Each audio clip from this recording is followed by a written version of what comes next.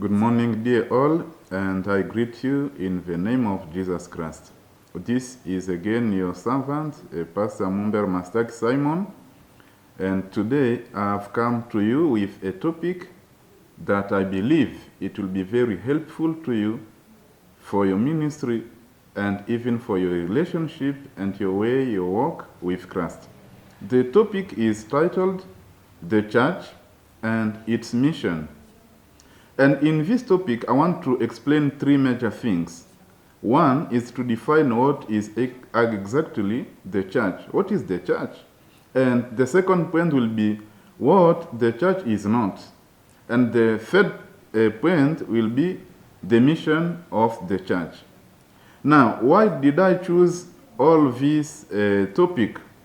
The problem is that nowadays we have seen frequently preachers and even servants and other people who are actually preaching something that looks like a gospel. But when you come to analyze their sermons, their preaching, you realize that what they are actually preaching is something different from the gospel. And therefore, people who are actually following them will be concentrated and will be sitting together to build something they call church. I put it under bracket, but inside the same church, it is not the church the way Christ, the master of the church, defines it. So, you will see many people who will be regular, who will be committed to church matters, yet they are seriously connected to their natural nature. They are actually living in the church, and they want to set the church on their behalf. They want to set the church so that the church can be profitable. It can benefit to their selfishness. And the way the church is not responding to what they desire, they will not consider that church as being the good church or the proper one. So you will see that people want to set the church as a hospital. People want to set the church as a place where they can find their problems resolved. They can get solution to their problems. But is there any problem with that? Actually, no. Looking for something that is actually helping you to resolve your problem, there is nothing bad with that. But I tell you that whenever you change the way or the rule, you are doing the wrong thing, even if you are looking for a good one. Looking for solution is a good way.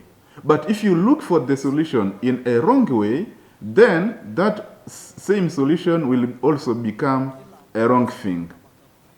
Now, you find that preachers who want to satisfy the needs of their church members or the needs of their followers, they will leave out the gospel apart and then start adjusting the Bible and the scriptures to what their members actually desire the most. Unfortunately, all of these things, you will find that preachers are preaching something like a healing, they are preaching something like deliverance, they are preaching something like getting married and getting jobs. Is there something wrong with that? It is not bad. It is not so bad to preach or to help people to get healed. It is not so bad to help people to get blessed. It is not also so bad to direct people up to get married. But the problem is, whenever you as a preacher, you are preaching the consequence and you are leaving apart the major key of what we call the gospel. When you preach deliverance, you preach richnesses, you preach everything that is actually suitable for a human life, you are doing a bad thing because of what? Because you have ignored actually the owner of the world, the owner of those cars that you want your members to be driving. So the Bible tells us to whom the world and all these things belong. In 1 Chronicles chapter 29, verse 11, there is something that I can read for you. Yours, O Lord, is the greatness and the power and the glory and the victory and the majesty, for all that is in the heavens and in the earth is yours. Yours is the kingdom, O Lord, and you are exalted as head above all. Both riches and honor come from you, and you rule over all. In your hand are power and mighty. In your hand it is to make great and to give strength to all. My followers, you who are actually watching this video from wherever you are, you should consider this thing, that it is good to look or to run after welfare, to run after good cars, good houses. Anyway, who doesn't want to live in a comfortable place? Everybody wants to live in a comfortable place. But if you are going to look for it, ignoring the owner of the houses, the owner of the world, and the owner of yourself, because you don't belong to yourself, you belong to God who created you. You are his property. He has right over you. So you don't need to rush after clothes, after strength, after power, after all these good things. According to this writer of the First Chronicles, we found that yours, O God, riches are not ours. Riches are for God. So if you want riches, you should first seek for God, and then all these things will come to you. And if we could read in Deuteronomy chapter 10, verse 14, it is written, Behold, to the Lord your God belong heaven and the heaven of heavens, the earth with all that is in it. All this, the heaven belongs to God, the earth belongs to God, and everything in the earth belongs also to God. So there is nothing for us. We came empty and will come back from this world empty hands. All those people who are actually having a lot of riches will leave all them here on earth. So to conclude this introduction, I will call upon you that therefore healing and deliverance as well as riches belong to the living God. He can share some of it to whomever he wants and at whatever time is suitable to him. And when God decides to give you some portion of what is his, the Bible says none will stop him to do it. So if God says, this is your time to drive, you will drive. But you are not called to rush after driving, because after all, it is not an unfortunate thing. You are not cursed. If someone teaches you that because you don't have your own house, you don't have your own car, you don't have your own husband or your own wife, or you don't have intellectual capacities, you are cursed. No, you are not cursed. Remember, when Jesus was here, he gave an example. His disciples came to him and said, Lord, why is this man blind? Is it his mistake, or is the mistake belonging to his parents? And Jesus said, no, it is neither his problem nor the problem of his parents. But he was born blind so that the name of the living God should be glorified. Why? Whenever you see someone driving a car and someone holding a house and a good family and success, it is not because you are cursed that you don't have all these things, but it is because all these things belong to God and he can give them to whoever he wants at whichever time he wants. So now we will go into our first point or our first element, and this is trying to answer or to define the church. We answer the question, what is then the church? I give you just 1 second and then I will introduce it to you. So, the first thing, or the first question we are going to answer is, what is the church? For many people, church refers to a building where Christians go for worship. But when we look at it from a biblical perspective, we found that it seems to have a more significance or than what people think of it. So the significance of the church is not just limited to that building. Actually, those are buildings, and we can convert them to become hotels. We can change them to become bars. It can be possible. But the church is something more important than that. Egan defines the church as the one, the holy, universal, and apostolic community of disciples of Jesus Christ, gathered from all families of the earth around the world, sacrament and common witness. But in Matthew chapter 16 and 18, the church that Jesus is actually referring to looks different from those buildings that we put here and there. Therefore, the church is a congregation of people who confess Jesus Christ as the Son of God, as Savior, as the Lord. These people believe that Jesus will come one day and he will come to take the church to go and enjoy the kingdom of God his Father with him in heaven. So the church is really the community of disciples of Jesus Christ.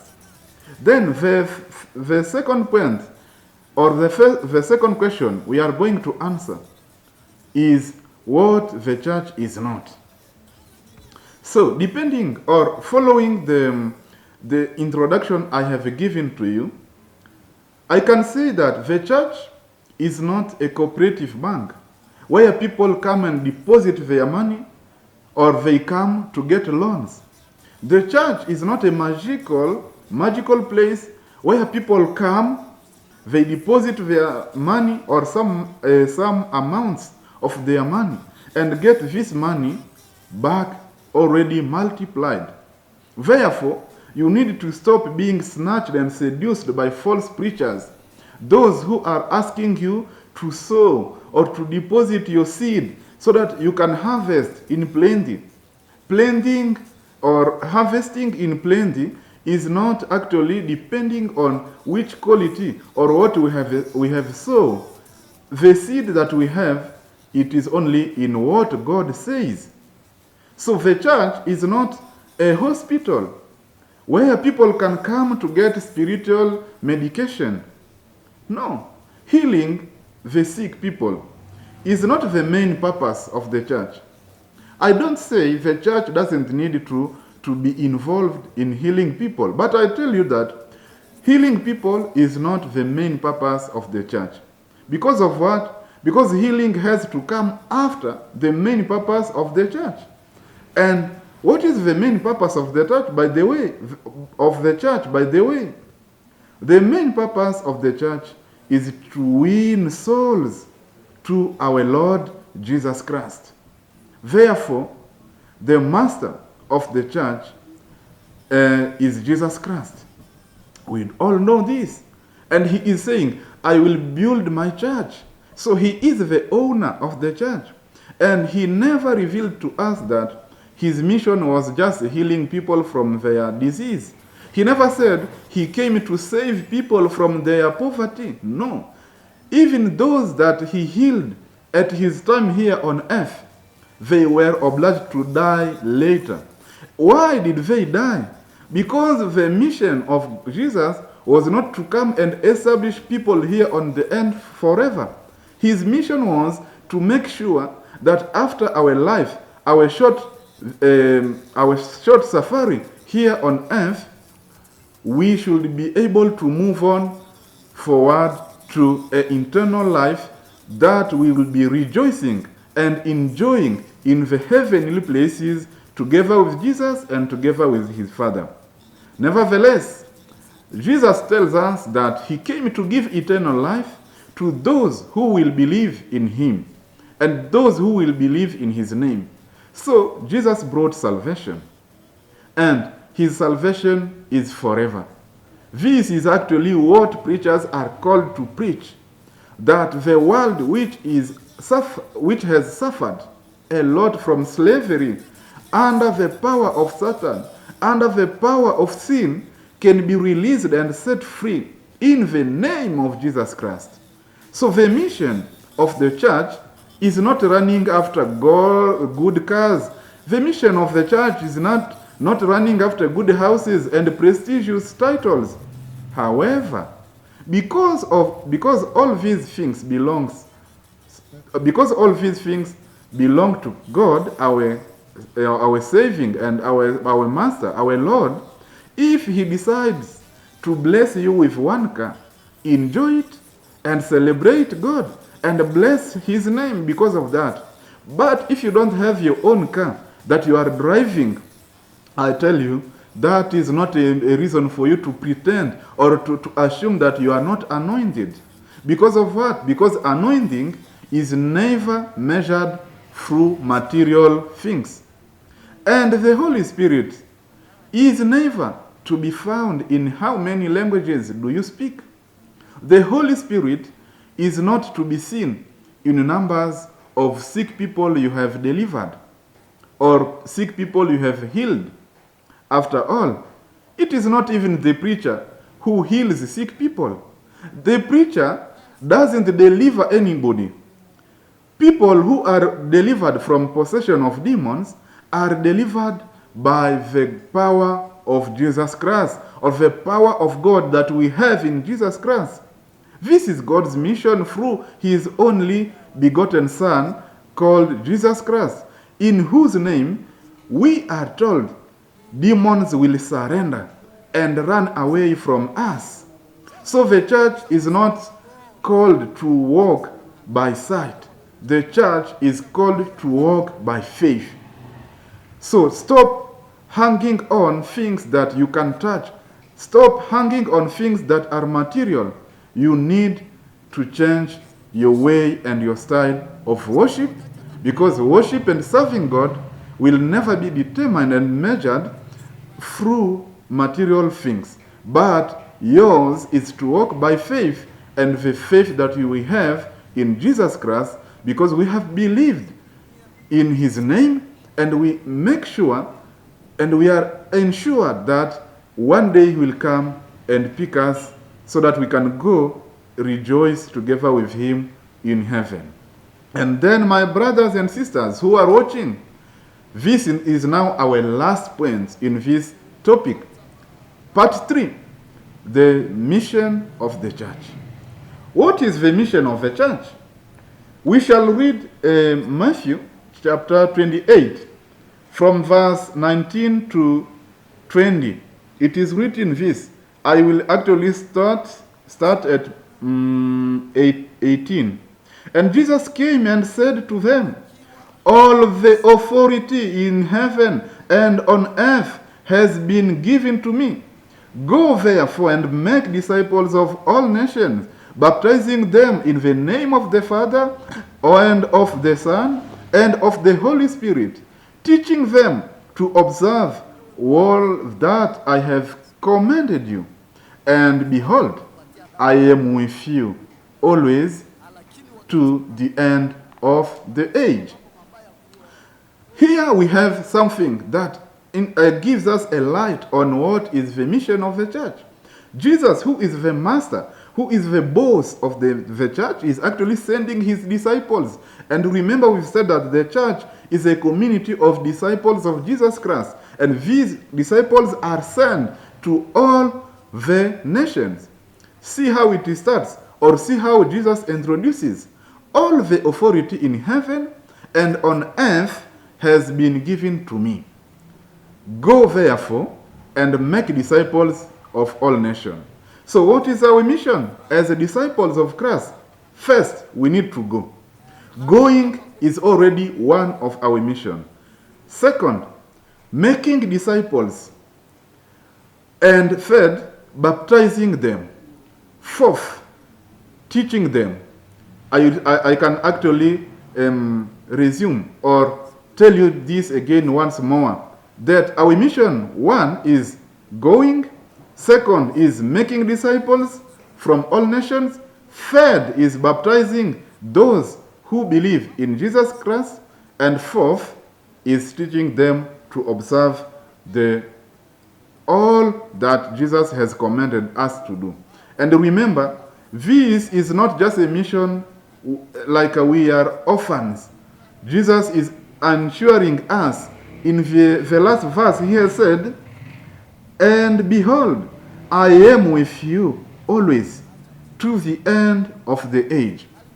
As you go, make sure or remember Jesus is with you. As you are making disciples, remember Jesus is with you. As you are baptizing people, you are with Jesus. As you are teaching people to observe the rules and everything that Jesus has commanded us to go and preach, remember, you are not alone. You are going with Jesus Christ. This has been repeated in the Gospel as recording by Mark chapter 16, verse 15 to 17. It is written like this. "And he said to them, Go into the world and proclaim the gospel to the whole creation. Whoever believes and is baptized will be saved, but whoever does not believe will be condemned. And these signs will accompany those who believe. In my name they will cast out demons, they will speak in new tongues, they will pick up snakes or serpents with their hands like mine, and they will drink, and if they drink any deadly poison, it will not hurt them. They will lay their hands on the sick people, and they will recover." My brother and my sister, this is a warning. If you are a pastor, if you are a preacher like I am, this is a warning. In Mark emphasizes more than Matthew. He starts also like Matthew. He says, the first mission, one, is to go. Second is to preach the gospel. Third is to baptize. And fourth is now to teach. But he gives now, or he defines what is actually Jesus saying when he said, "Remember, I will be always with you." What does this mean? This is actually what is recorded in verse 16. And this is not exclusively to the preachers only. It is said to everyone who believes. To everyone. He who believes and is baptized, first, he will be saved. Second, he who does not believe will be condemned. Now, the one who has been saved, in verse 17, it says, "And these signs will follow those who believe." Those who believe. That means those who are actually saved. Not just for preachers, not just for prophets, not just for bishops, but to whoever. Everybody who believes in Jesus Christ, it is given these signs, or one of them, and make sure they can come one after one, as they can come all together as a set. But we know that everything works depending on the Holy Spirit, and that's why we call it the gift of the Holy Spirit. So, at a proper time where you need to speak in tongues, you will speak in tongues. And someone where it is time to lay hands on sick people, this is not time to speak in tongues. This is not time to profound or to show, to demonstrate how you are strong in Jesus Christ. No, if it is time to lay hands, do it. If it is time to pray, pray. If it is time to speak in tongues, speak in tongues. If you have demons in front of you, or you have someone possessed, cast out all these demons. And if you are doing all this in the name of Jesus Christ, then it will be given to you or it will be done according to how and what you are asking. So, the one who is casting out the demons is not the preacher, it is the one in whose name demons are actually going away. This was what I wanted to share with you today, and the topic was the church and its mission. And we had three major things. We had to define the church, and we had to tell what is not the church, or what is the church isn't, and we had to say what is the mission of the church. So the church is the community of everybody who believes, everybody who is a disciple of Jesus Christ. And you, according to John chapter 3, 15 to 16, if you believe in Jesus Christ, you will be born again, you will be forgiven of your sins, and you will become one or among the disciples of Jesus Christ. And as you become one of disciples of Jesus Christ, then you are a disciple, and you are a one who is saved, and you are now a church member.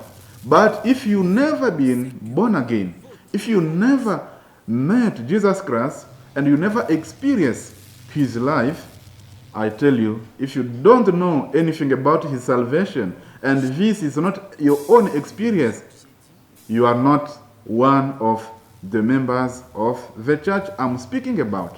This church is sent to all nations, not to condemn, not to curse, but to bless, to teach, to make disciples, and to baptize those who believe in Jesus Christ. God bless you, and stay blessed wherever you are. This was Pastor Mumber Mastek Simon from DRC Congo in Butembo City. Stay blessed.